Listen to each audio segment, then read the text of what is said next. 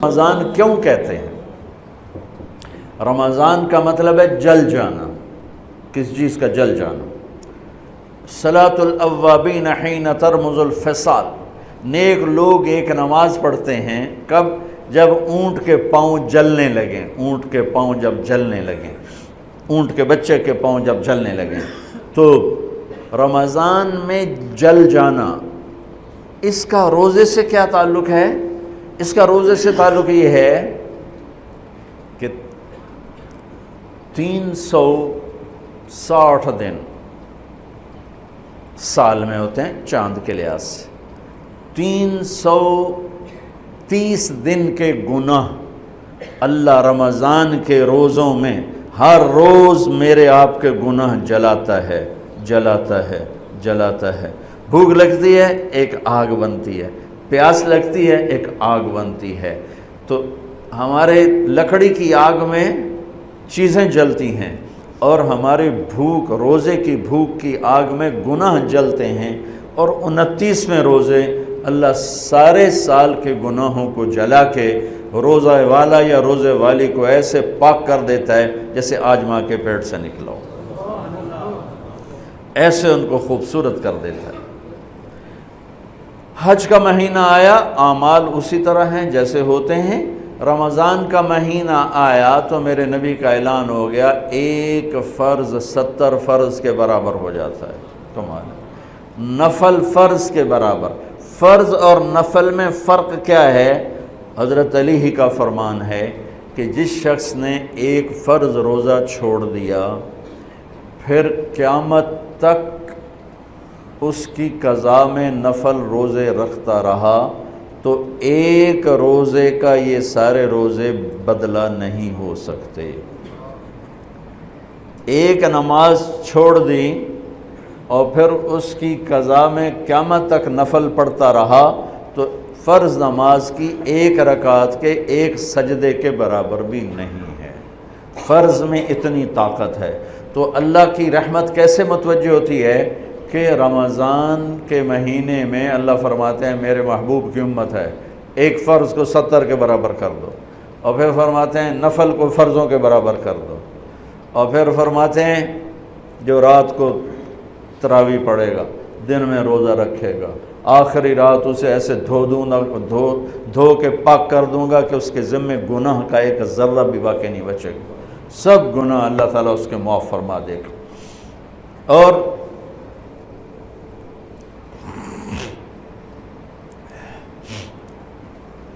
میرے نبی نے فرمایا من صام رمضان ایمانا و احتسابا، دوسری بھی من قام رمضان ایمانا و احتسابا، جس نے روزہ رکھا اللہ کی رضا کے لیے، جس نے تراویح پڑھی اللہ کی رضا کے لیے، اس کے پچھلی زندگی کے سارے گناہ اللہ معاف فرما دیتا ہے۔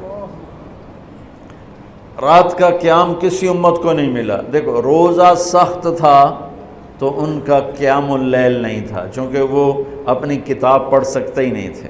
رمضان میں اللہ نے آسمانی کتابیں اتاریں، یکم رمضان کو ابراہیم علیہ السلام پر، 2 رمضان کو تورات موسیٰ علیہ السلام پر، 8 یا 6 رمضان کو عیسیٰ علیہ السلام ان پر، موسیٰ علیہ السلام پر، ان پر داؤد علیہ السلام پر زبور کو اتارا، اور 12 یا 18 رمضان کو عیسیٰ علیہ السلام پر انجیل کو اتارا، اور 21 رمضان کو اللہ تعالیٰ نے پیر کی رات لیلۃ القدر میں غار حرا کے اندر اللہ تعالیٰ نے اپنے محبوب پر کتاب کو اتارا۔ وہ کتابیں فل آ گئیں، لکھی لکھائیں۔ قرآن فل نہیں آیا، قرآن صرف ایک سورت کے 19 الفاظ آئے بس، اور پھر 23 برس میں قرآن اترا۔ کتنے انبیاء ایسے گزرے ہیں جن کے پاس جبریل زندگی میں ایک دفعہ آیا، زندگی میں جبریل ایک دفعہ، اور ایک سے لے کر آگے کوئی تعداد مقرر نہیں ہے، 100 دفعہ 200 دفعہ، لیکن آپ حیران ہوں گے ہمارے نبی پر جبریل 23 برس میں 24,000 دفعہ آئے، 24,000 دفعہ، جو ایک عجب العجائب ہے، عجب العجائب ہے۔ تو میرے بھائیوں، رات کی تراویح، دن کا روزہ، تراویح میں کیا ملنے والا ہے؟ میرے نبی کا فرمان ہے ہر سجدے پہ 1500 نیکی، ہر سجدے پہ 1500 نیکی۔ تھوڑی اپنی کاروباری مصروفیت گھٹاؤ، اپنی کاروباری مشقت گھٹاؤ، اپنے ملازموں کی بھی مشقت گھٹاؤ تاکہ وہ تراویح پڑھ سکیں، روزہ رکھ سکیں، بشاشت سے پڑھ سکیں، اور اللہ کا فضل ہے ڈھیلے سے ڈھیلا حافظ بھی ہو تو 1.5 گھنٹے میں سارا کچھ نمٹ جاتا ہے۔ اتنی سی ہمت کرو میرے بھائیوں کہ افطاری میں تھوڑا کھاؤ۔ اگر تم پہلوانوں کی طرح شروع ہو گیا نا، پھر تو تم سے عشاء بھی نہیں پڑھی جائے گی، تراویح تم نے کیا پڑھنی۔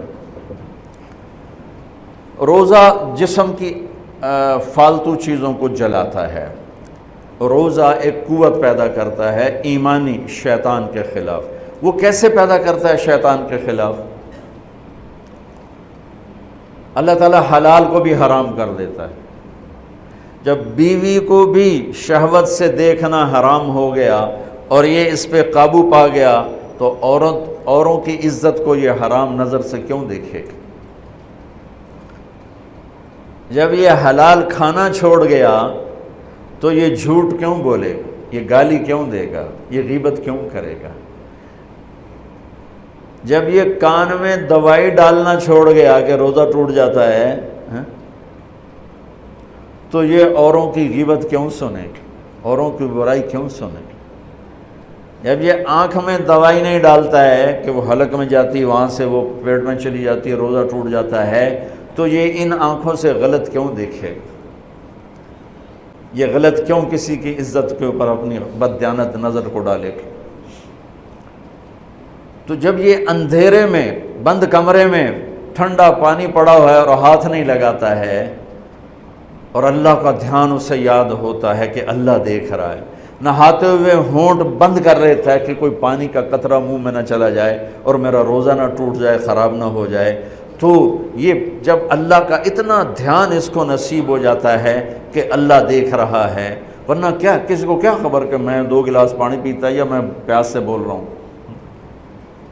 تو جب وہ اللہ کو اتنا اپنے دھیان میں لے آتا ہے کہ اللہ دیکھ رہا ہے، میں پانی نہیں پیوں گا، اللہ دیکھ رہا ہے، میں بیوی کو ہاتھ نہیں لگاؤں گا، اللہ دیکھ رہا ہے، میں کسی کی عزت پر بری نظر نہیں ڈالوں گا، اللہ دیکھ رہا ہے، میں کسی کی برائی نہیں سنوں گا، اللہ دیکھ رہا ہے، میں کسی کی برائی نہیں کروں گا، تو پھر جب یہ بازار میں جائے گا تو جھوٹ تو نہیں بولے گا، جب یہ تولے گا تو غلط تو نہیں تولے گا۔ ہاں یہ الگ بات ہے، بہت سے مجھے ملے کہ جب بس رمضان میں جھوٹ چھوڑ دیتے ہیں، اس تو بعد پھر شروع ہو جائے گا۔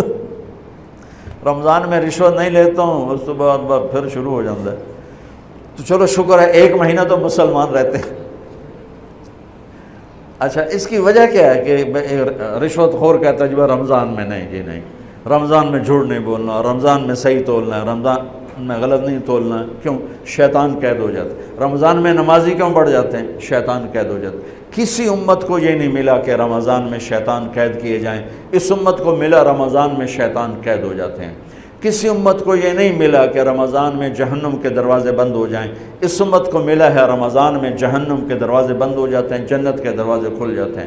کسی امت کو یہ نہیں ملا کہ ان کے لیے ہر مخلوق دعا کرے، رمضان کے مہینے میں اس امت کو یہ ملا ہے کہ ان کے روزہ رکھنے والوں کے لیے چونٹیاں بھی دعا کرتی، پرندے بھی دعا کرتے ہیں، مچھلیاں بھی دعا کرتی ہیں، ہوائیں دعا کرتی ہیں، ہر شے دعا کرتی ہے روزہ رکھنے والے کی۔ اس امت کو ملا۔ کسی امت کو یہ نہیں ملا کہ آخری رات ان کی سب کی بخشش ہو جائے، اس امت کو ملا ہے کہ رمضان کی آخری رات سب کی بخشش ہو جاتی۔ کسی امت کو یہ نہیں ملا کہ جنت کی حوریں انہیں روزوں میں یاد کریں، اس امت کو ملا ہے کہ اللہ تعالیٰ جنت کو کہتا ہے کہ تو تیار ہو جا، میک اپ کر لے، میرے بندے آ رہے ہیں، دلہن بن جا، سج دھج کے مجھے دکھا دے تاکہ میں اپنے بندوں کو پیش کروں تحفے کے طور پر۔ یہ ہے تمہاری بھوک کا بدلہ، یہ ہے تمہاری پیاس کا بدلہ۔ اللہ نے زکوٰۃ فرض کی ہے تو زکوٰۃ نکالو۔ اب تو اتنے حالات ہیں کہ متوسط طبقہ بھی زکوٰۃ کا مستحق ہے، اپنے زکوٰۃ سے بڑھ کے نکالو، چونکہ زکوٰۃ دینے والا بخیلوں سے تو نکل جاتا ہے لیکن سخیوں میں داخلہ اس سے اوپر کرے گا تو ہوتا ہے۔